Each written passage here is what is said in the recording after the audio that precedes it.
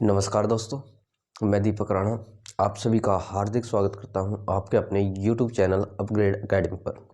जैसा कि प्यार दोस्तों आप सभी को पता होगा, अभी हम पढ़ रहे थे exercise 3.6 class 10th NCERT math से, जिसमें भी हमने कल क्वेश्चन नंबर फर्स्ट था जो उसके सभी जो सब पार्ट थे उसको कंप्लीट कर लिया था। अभी आज हम डिस्कस करने वाले हैं अभी क्वेश्चन नंबर सेकंड का फर्स्ट पार्ट।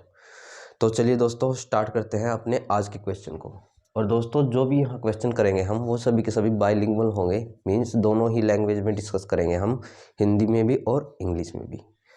अब देखिए भाई दोस्तों, हम सेकंड स्टेटमेंट को एक बार रीड कर लेते हैं, उसके बाद अपना क्वेश्चन स्टार्ट करेंगे भाई। इन्होंने दे रखा है कि भाई ऋतु धारा के अनुकूल 2 घंटे में 20 किलोमीटर तैर सकती है। अभी मीन्स आपको टाइम गिवन है और डिस्टेंस यानी दूरी गिवन है भाई। और धारा के प्रतिकूल 2 घंटे में 4 किलोमीटर तैर सकती है। उसकी उसकी का मतलब ऋतु की भाई आपको स्टिल वाटर में यानी स्थिर जल में तैरने की चाल और धारा की चाल भाई, ठीक है ना। स्पीड ऑफ करंट, ये दो चीज़ आपको डिटरमाइन करनी है यानी निकालनी है भाई। अभी आप जब ये क्वेश्चन पढ़ते हो भाई, रीड करते हो, इसमें आप दो चीज़ें देखते हो भाई, एक तो अनुकूल और एक चीज़ होती है प्रतिकूल। यानी एक होता है आपके पास अपस्ट्रीम और एक एक होता है डाउनस्ट्रीम और एक होता है आपका अपस्ट्रीम। पहले तो इनके बारे में आपको समझना जरूरी है भी। जब आपको ये चीज़ें समझ में आएंगी भी, अपस्ट्रीम क्या होता है, डाउनस्ट्रीम क्या होता है, मीन्स अनुकूल चाल क्या होती है, प्रतिकूल क्या होती है, उसके बाद आप इस क्वेश्चन को निकाल पाएंगे, वरना आप इसको नहीं निकाल पाएंगे। तो सबसे पहले तो मैं आपको ये अनुकूल प्रतिकूल वाली चीज़ें बता देता हूँ भाई। अब देखिए भाई, एक वर्ड था मेरे पास क्या, अनुकूल। पहले तो इसको समझ लो, ये होता क्या है, यानी अनुकूल। और इंग्लिश में क्या बोलेंगे इसको, एक बार इसको और लिख लो, अनुकूल चाल भी, ठीक है ना। इंग्लिश में बोला जाता है इसको डाउनस्ट्रीम भी, डाउनस्ट्रीम स्पीड। समझते हैं भाई इसको। अब देखिए अनुकूल का मतलब होता है के दिशा में भाई, बट किसकी दिशा में। अब यहाँ पर आपको दो चीजें गिवन है, एक तो ऋतु है और एक क्या है भाई आपके पास, स्पीड ऑफ करंट यानी धारा की चाल है भाई। अब देखिए अज्यूम कीजिए, मान के चलिए कि भाई धारा का फ्लो क्या है आपका इस डायरेक्शन में है, ये वाला भाई, ये मैंने धारा का फ्लो कर दिया आपका। किस डायरेक्शन में बोला मैंने, आपका इस डायरेक्शन में है, किसका, इस धारा का फ्लो। और यहाँ पे मान के चलो कोई हमारे पास बोट है भाई,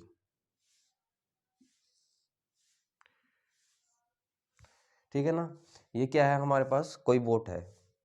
अब जो बोट है, बोट का फ्लो भी किस डायरेक्शन में है, मैं मानता हूँ ये भी इसी डायरेक्शन में भी, ठीक है ना। अभी 1 मिनट के लिए मैं अज्यूम कर लेता हूँ जो ये बोट है इसकी स्पीड में 1 मिनट के लिए मान लेता हूँ x किलोमीटर प्रति घंटा है। जो आपके पास ये स्ट्रीम है भी, धारा है भी, इसकी स्पीड में मान लेता हूँ 1 मिनट के लिए y किलोमीटर प्रति घंटा है।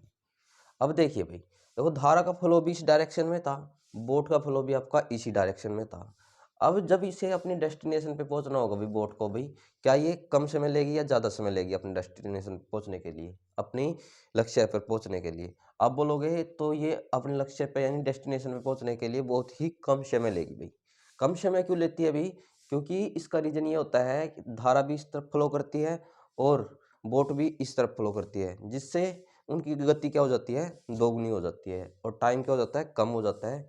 और रीजन क्या होता है इसका कि भाई जो इस बोट की स्पीड थी और जो स्ट्रीम की स्पीड थी वो ऐड हो जाती है भी, मीन्स ये दोनों जुड़ जाती है। जुड़ने से क्या लगता है, अपने डेस्टिनेशन पर पहुंचने में समय कम लगता है। इन शॉर्ट आपको क्या चीज़ याद रखनी है कि भाई जब अनुकूल चाल यानी डाउन स्ट्रीम दी जाती है उस केस में क्या होता है, कुछ भी करेक्टर दे रखा हो, आपको बोट दे रखा हो या कोई पर्सन दे रखा हो, जैसे अब इसमें ऋतु थी, ठीक है ना, उसकी जो स्पीड होगी प्लस क्या कर देंगे जो इसकी स्ट्रीम की स्पीड होगी, इस केस में यदि वो अनुकूल दिशा में चलती है अभी यानी डाउन स्ट्रीम चलती है, तो उस केस में आपको चाल को क्या कर देना है, प्लस कर देना है, ऐड कर देना है। तो ये होता है अभी हमारे पास अनुकूल चाल यानी धारा की दिशा में चाल भाई। सेकंड क्या होता है, इसी के अपोजिट में एक चीज होती है हमारे पास, कौन सी, अपस्ट्रीम यानी प्रतिकूल चाल भाई। अपस्ट्रीम स्पीड कैसे निकाली जाती है अभी, इससे ही समझ जोगे आप। अब मान के चलो भाई,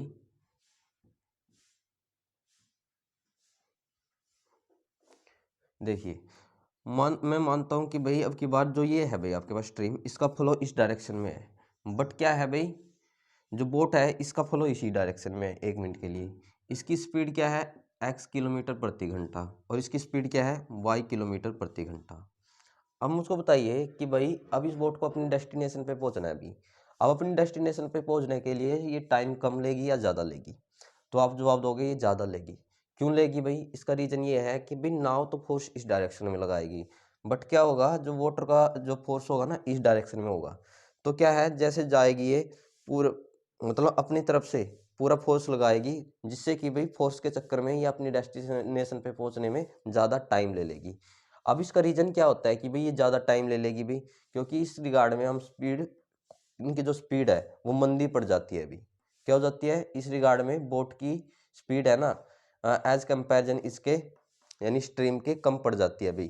तो कम पड़ जाती है का मतलब ये है कि हम बोल सकते हैं कि भाई डाउन स्ट्रीम में, सॉरी अपस्ट्रीम में जो धारा है भाई, अपस्ट्रीम में जो इनकी स्पीड है वो माइनस हो जाती है।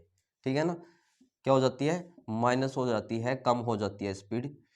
इसलिए क्या होता है भाई, जो ये बोट है अपने डेस्टिनेशन पहुंचने में ज़्यादा टाइम लेती है। तो कहने का मतलब आपको क्या चीज़ याद रखनी है भाई, इसको भी मैं इरेज करवा देता हूँ 1 मिनट। ये मैं पढ़ा रहा हूँ आपको किसके बारे में भाई, प्रतिकूल दिशा या फिर प्रतिकूल स्पीड, ऐसा मानो आप, प्रतिकूल चाल, और इंग्लिश में बोलेंगे इसको अपस्ट्रीम स्पीड की बात करें भाई हम। अब देखो प्रतिकूल का मतलब होता है उल्टी डायरेक्शन में। इसका रीजन पता चल गया, क्योंकि ये इस तरफ फोर्स लगाती है, इस तरफ फोर्स लगाती है। बस आपको याद क्या रखना है, प्रतिकूल चाल कोई आपसे पूछ ले वो क्या होती है, x माइनस का y, ठीक है ना। और आपको अनुकूल चाल पूछ ले भाई, वो क्या होती है भाई, यानी कि भाई डाउन स्ट्रीम पूछ ले, आप बोलोगे x प्लस में y। मैंने विद प्रूफ करके आपको बता दिया इसका रीजन क्या होता है। रीजन इनका फोर्स का होता है भाई, ठीक है ना। जहाँ फोर्स कम लगता है भाई, ठीक है, वहाँ तो स्पीड हमेशा प्लस होगी आपकी, लेकिन जहाँ फोर्स ज़्यादा लगेगा, याद रखिएगा, वहाँ स्पीड हमेशा क्या होगी, माइनस होगी। तो भाई ये दो बातें आपको इस क्वेश्चन के लिए पता होना चाहिए भाई। अब देखिए भाई, इसमें कुछ फॉर्मूले का यूज होगा भाई, इसके साथ आपको ये फॉर्मूले भी लर्न होने चाहिए, याद होने चाहिए। वो क्या है भाई, आपके पहला फॉर्मूला तो आपको पता होना चाहिए, दूरी किसके बराबर होती है। दूरी का मतलब होता है डिस्टेंस भाई। तो आप बोलोगे ये होता है मेरे पास चाल means speed multiply time. Time का मतलब होगा भाई आपका समय। एक फॉर्मूला आपको ये लर्न कर लेना भी, ठीक है ना। हम इसी फॉर्मूले के बिहाफ पे क्या करते हैं भाई, इसी फॉर्मूले के बिहाफ पे अपने अदर दो फॉर्मूले निकाल लेते हैं भी।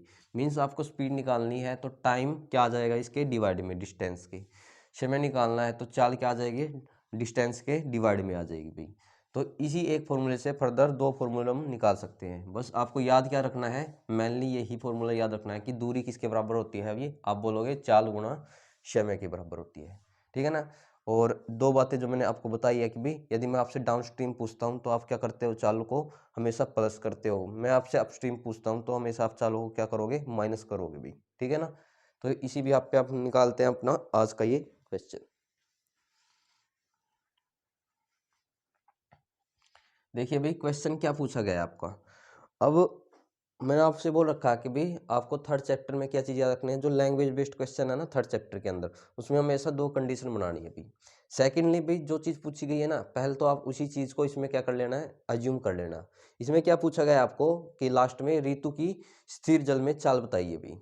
सेकंड आपसे पूछा गया है कि भाई जो धारा की चाल है वो भी बताइए। अब इसी को हम अज्यूम कर लेंगे जो हमसे पूछा गया है अभी। तो यहाँ लिखेंगे सबसे पहले let be the speed of ऋतु इन स्टील वाटर भाई, स्टील वाटर। वो मैं मान लेता हूँ भाई क्या रही होगी, x किलोमीटर प्रति घंटा। इस यूनिट का ध्यान रखिएगा भाई, ठीक है ना। क्योंकि वहाँ पे ये मैंने इसलिए लिया क्योंकि जो दूरी और जो समय है भाई आपका किलोमीटर और घंटे में था भाई, इसलिए ये यूनिट है ना, मैंने किलोमीटर प्रति घंटा मानी है अभी। यदि वहाँ मीटर और सेकंड में होता तो मैं यहाँ मीटर प्रति सेकंड को मानता है। इस चीज़ का ध्यान रखना भी। हिंदी में कैसे लिखेंगे, माना ऋतु की स्थिर जल में चाल भी, क्या मानी है आपने वो, आप बोलोगे x किलोमीटर प्रति घंटा मानी है अभी। सेकंड करेक्टर क्या था आपके पास, मतलब सेकंड चीज आपको क्या माननी थी, जो धारा थी उसकी स्पीड माननी थी भाई। तो यहाँ लिखेंगे, डायरेक्ट लिखवा देता हूँ मैं इसको, स्पीड ऑफ करंट, ठीक है ना। वो मैं मान लेता हूँ क्या रही होगी, कुछ अलग रही होगी भाई, वो मैं मान लेता हूँ y किलोमीटर प्रति घंटा। हिंदी में कैसे लिखेंगे, ठीक है ना, माना धारा की चाल भाई। ये तो मैंने ऋतु की चाल बताई अभी स्थिर जल में, और ये मैं बता रहा हूँ भाई आपको धारा की चाल। ये कितनी मानी है हमने, आप बोलोगे y मानी है, y किलोमीटर प्रति घंटा मानी है। अब देखिए दोस्तों, मैंने क्या बोला था कि भाई लैंग्वेज बेस्ड क्वेश्चन है, आपको कितनी कंडीशन बनानी है, आप बोलोगे हमें 2 कंडीशन बनानी है। तो मीन्स मैं यहाँ पे डालूंगा फर्स्ट केस भाई, यानी पहली शर्तानुसार। अब पहली शर्त को ध्यान से रीड करते हैं कि भाई क्या चीज़ गिवन है भाई। अभी इन्होंने चीज देखो गिवन है कि भाई ऋतु धारा के अनुकूल, ठीक है ना। एक वर्ड क्या है अभी आपका, धारा के अनुकूल वर्ड आया अभी, 2 घंटे में 20 किलोमीटर तैर सकती है, पहली कंडीशन ये दे रखी है। अब इस अनुकूल वर्ड को अंडरलाइन करना, और इंग्लिश वाले करेंगे भाई वहां पे डाउन स्ट्रीम लिखा होगा भाई। तो यहाँ पे मैं बात करूँ भाई, इसमें आपकी डाउन स्ट्रीम स्पीड की भी, ऋतु की भी, यानी अनुकूल चाल की भी। अब मुझको बताइए अनुकूल चाल क्या होगी भाई ऋतु की। मैंने क्या बता रखा है कि भाई डाउन स्ट्रीम में अनुकूल में जो चाल है भाई, टाइम कम लेगी अपनी डेस्टिनेशन में पहुंचने के लिए, तो ये दोनों चाल क्या हो जाती है, हमेशा ऐड हो जाती है। तो आप क्या जवाब देते हो, ये होगी मेरे पास x प्लस में y किलोमीटर प्रति घंटा क्या हो जाती है, डाउन स्ट्रीम में स्पीड मेरे पास ऐड होगी भी। अब देखिए भाई, ये कितना समय लेती है अभी 20 किलोमीटर की दूरी तय करने में, इन्हें बोल रखा है अभी 2 घंटे का समय लेती है अभी। अभी देखिए भाई, मैं इस चीज़ को यहाँ पे समझाता हूँ, आपको अच्छी तरीके से समझ में आएगा। मैंने आपको फिलहाल ही एक फॉर्मूला बताया है, वो क्या बताया है, आप बोलोगे डिस्टेंस बराबर होता है मेरे पास स्पीड मल्टीप्लाई टाइम, मीन्स दूरी बराबर होती है चाल गुणा समय, ठीक है ना। इसी फॉर्मूले का यूज करना है। अभी मुझको बताइए कि भाई यदि मैं डिस्टेंस वाला फॉर्मूला लगाता हूँ भाई, तो यहाँ क्या लिखूंगा भाई, चाल गुणा समय, स्पीड मल्टीप्लाई टाइम। अब मेरे पास स्पीड कितनी आई है अभी, आप बोलोगे स्पीड आई है मेरे पास x प्लस में y, यही आई है ना, x प्लस में y।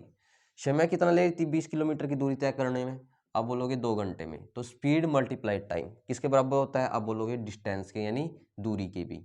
चाल गुणा समय बराबर होता है दूरी की, और दूरी गिवन है आपको मैथ के अंदर 20 किलोमीटर की भी, यही है ना। यानी इसी फॉर्मूले का यूज करके आपको यहाँ से एक इक्वेशन जनरेट कर लेनी है भी। अब ये चीज गुणा में थी, उधर जाके डिवाइड में यानी भाग में जाएगी, तो हम इसको यहीं से कैंसिल कर लेते हैं, 2 दाया 20। तो यहाँ आएगा आपके पास x प्लस में y बराबर है 10 के, और इसको हम नाम दे देंगे इक्वेशन नंबर फर्स्ट का भी, ठीक है ना। अब ऐसे ही बिल्कुल जो कॉन्सेप्ट आपने फर्स्ट केस के लिए अप्लाई किया है, वो ही सेकंड केस के लिए अप्लाई करना है भी। अब सेकंड केस में क्या बोल रखा था, यानी हिंदी में लिखेंगे इसको दूसरी शर्त अनुसार। अब दूसरी शर्त में क्या बोल रखा है कि भाई जो